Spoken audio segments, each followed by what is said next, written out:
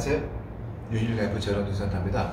자, 오늘은 이제 이 상지 운동, 이제 이 팔에 대한 이야기 할 건데요. 이 어깨를 이제 운동하는 거에 대해서는 이제 중요한 세 가지 원칙이 있어요. 요거를 좀 지켜주면서 운동을 하시면은 훨씬 도움이 될 것 같아서 영상 준비해 봤습니다. 자, 일단 저번에 말씀을 저번에 말씀을 드린 대로 우리 이제 고관절 같은 경우는 골반에 이 골두가 쏙 들어가 있는 상황이들이 굉장히 안정적입니다. 하지 같은 경우. 상지는 이제 이 몸통에 견갑골이 이제 이 골반의 역할을 한다고 생각하면 돼. 하지로 치면은 그 견갑골에 골두가 걸쳐져 있어요. 걸쳐져 있는 상태에서 회선근개라는 근육들을 이렇게 딱 잡아서 끌어당기고 있는 상황입니다. 그렇기 때문에 이제 마비가 왔을 때 팔이 악탈구가 생기는 이유가 근육이 처지다 보니까 팔이 좀 제자리에서 이탈을 하게 되는데, 일단 자, 이름이 회선근개입니다. 회선근개. 뭔가 회선 돌린다는 느낌은 되죠. 돌린다는 의미가 이렇게 뱅뱅뱅 돌린다는 얘기는 아니고 자, 외회전입니다. 외회전, 내회전. 이런 식으로 골두의 움직임을 가지고 외회전, 내회전 이렇게 이야기를 합니다. 자, 우리 팔은 직선으로 움직이는 경우 별로 없어요. 직선으로 움직이는 경우는 별로 없고, 대부분 이 회전 동작이 병행을 해서 움직이게 되어 있어요. 그렇기 때문에 이 회전 동작이 굉장히 중요하다는 겁니다. 자, 두 번째.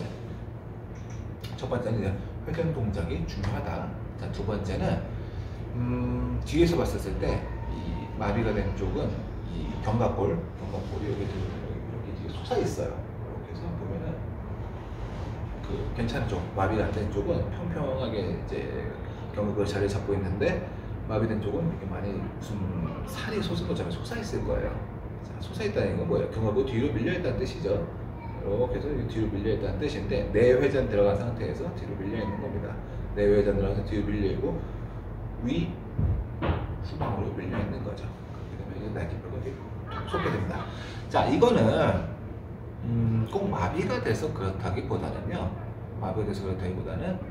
일반적으로 어깨에 대한 질환을 가지고 있으신 분들은 대부분 다 뒤에서 봤을 때 날개뼈가 굉장히 솟아 있는 것을 많이 보게 됩니다. 보게 되는데, 일단은 견갑골은 하지로 치면 골반과 같은 역할을 한다고 했어요. 그렇기 때문에 견갑골의 움직임은 실질적으로 팔의 움직임에 대해서 모든 팔의 움직임에 대한 시작점이에요. 좀 더 이제 길게 가면은 이제 이 허리에서부터 얘기하지만은, 일단은 이거는 제껴두고 견갑골의 위치가 우리 팔의 모든 움직임의 시작점을 할 수가 있어요. 그렇기 때문에 이제 제대로 된 운동 방법이 필요하겠죠.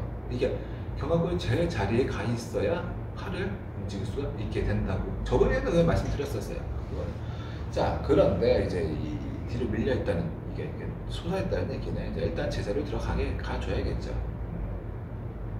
자, 팔 재활을 했었을 때, 상지 재활을 했었을 때 이제 병원에 있을 때 제일 먼저 시키는 게 뭐예요? 누워가지고 이제 팔을 앞으로 쭉 미는 운동을 좀 했었을 겁니다. 분명히 했었죠.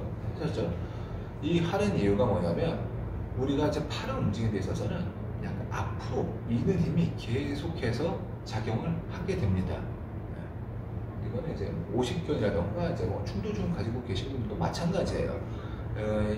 이 앞으로 미는 이 동작, 이거 앞으로 미는 동작 자체가 없어져 있어요. 없어져 있기 때문에 이 동작이 나와줘야 돼요. 왜냐하면 견갑골은 이렇게 해서 끝에 지붕이 있어요. 지붕이 있어서 여기 올라갈 때 같이 내려가 주면서 이렇게 자연스럽게 같이 움직여줘야 되는데, 이것을 이제 리듬이라 하는데, 이게 깨지게 되면 기부에 부딪히게 됩니다. 부딪히게 되면서 나타나는 질환이 충돌증후군이고, 그것이 지속이 되면 여기 석회가 쌓여가지고 나중에 깜짝 수술을 하는 경우도 있잖아요. 그렇기 때문에 견갑골의 움직임이 굉장히 중요해요. 근데 견갑골 잘 움직이려면 제 위치에 있어야겠죠. 그 위치를 잡는 운동에 대해서 좀 말씀을 드리자면은, 자, 이거는 이제 누가 좀 봐줬으면 좋겠어요. 왜냐하면 내 뒤에서 견갑골이 어떻게 움직이는지에 대해서 좀 피드백이 필요해요.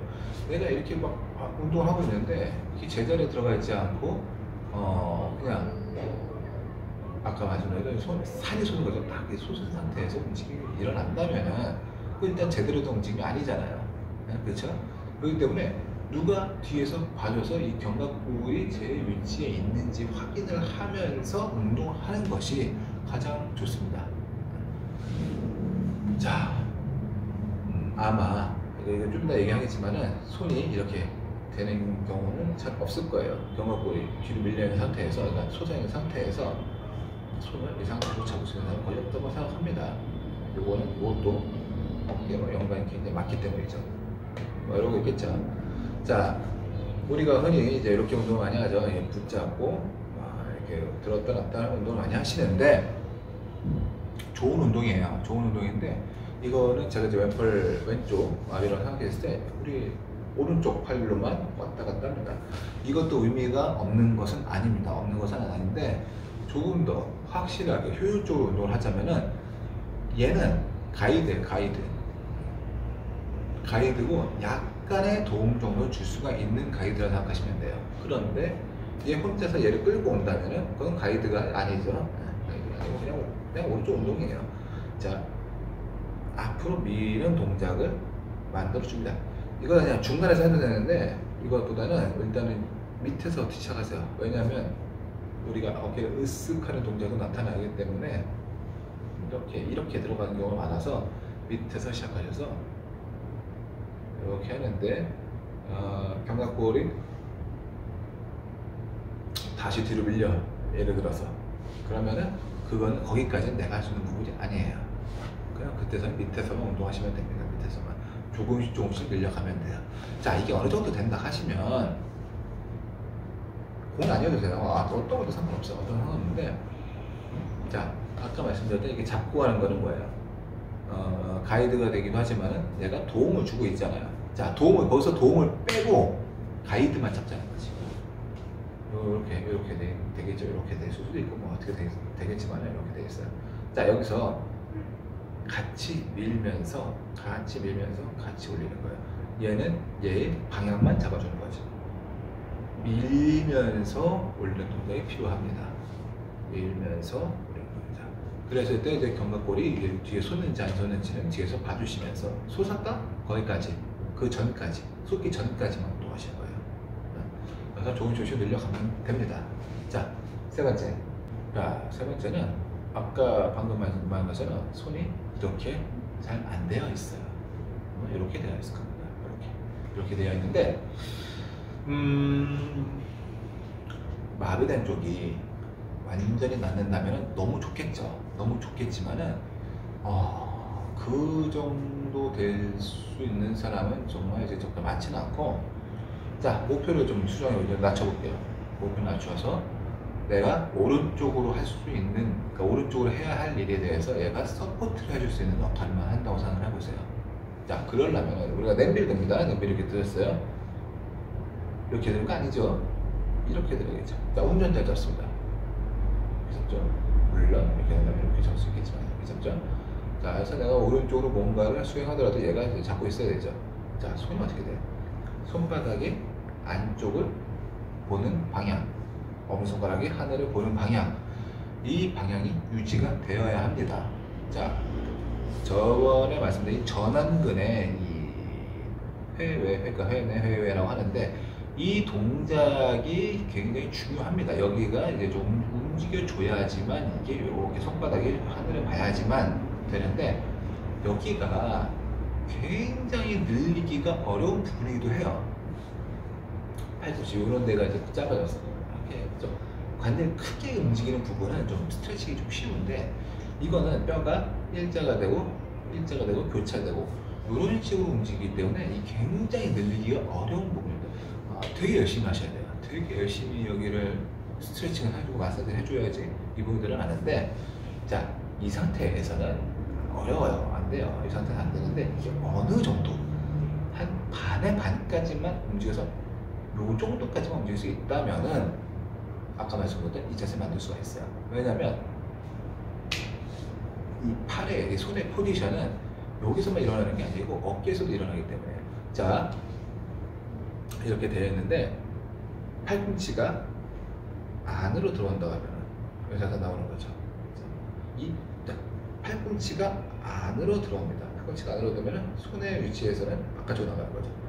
이런 방식으로 움직이게 되겠죠. 이런 방식으로 이제 회전에서 어깨 회전을 쓰면 외회전이 되는 거예요.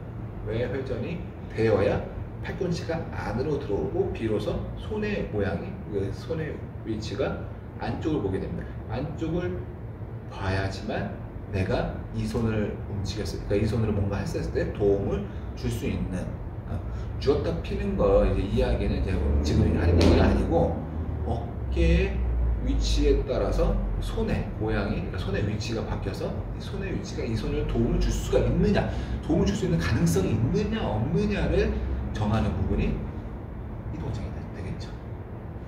이 동작. 좀 더 크게 나가자면 이 동작이 되겠죠. 그래서 이렇게 나가는 동작이 되겠죠. 네? 그래가지고 이 손이 이렇게 이 상황까지는 적어도 돼야 된다는 거예요. 이렇게는 못하더라도 이렇게는 돼야 된다는 거지. 그래야지만 우리가 이제 뭔가 물건을 잡을 때도 이렇게 하는 게 아니고 이렇게 잡을 수 있어야 된다는 거죠.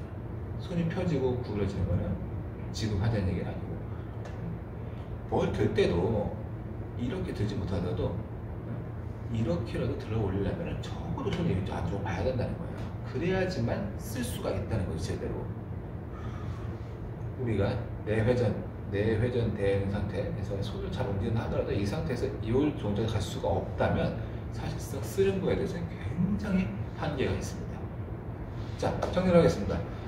세 가지 중에 첫 번째, 회선근개.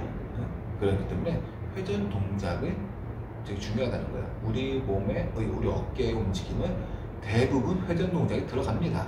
자, 두 번째, 견갑골의 위치를 봐가면서 약간 앞으로 미는 듯한 힘이 빠지지 않고 움직여야지만 견갑골이 제대로 자리를 잡으면서 움직일 수 있다는 거예요. 자, 첫 번째, 회전 동작이 중요하다. 두 번째, 팔을 앞으로 미는 힘이 빠지면 안 된다.